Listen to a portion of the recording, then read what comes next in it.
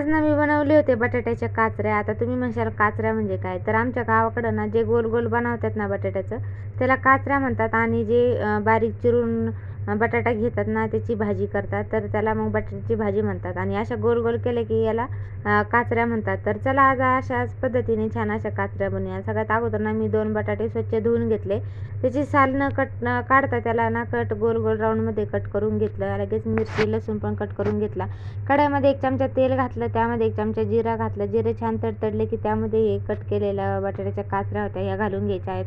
2 ते 3 मिनटं त्याला फ्राय करायचं आहे. छान असं फ्राय झाल्यानंतर जी मिरची आणि लसूण होता ना तो यामध्ये घालून घ्यायचा एका साईडला, आणि ते पण 1 ते 2 मिनटं छान असं आपल्याला फ्राय करून घ्यायचं आहे. छान असं 2 ते 3 मिनिटांनी आपल्याला फ्राय करायचं आहे. अगदी नॉर्मल गॅसवर आपल्याला छान असं फ्राय करून घ्यायचं आहे. त्यामध्ये नंतर 1 चमचा आपल्याला हळद घालायची आहे, 1 चमचा मीठ घालायचं आहे, आणि पुन्हा हलवून ना झाकण ठेवून ना अगदी 5 मिनटं त्याला आहे ना वाफवून घ्यायचं अगदी वाफेवर.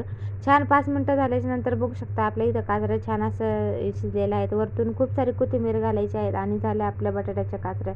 तुम्ही व्हिडिओ आवडल्यास लाईक करा, चॅनल सबस्क्राईब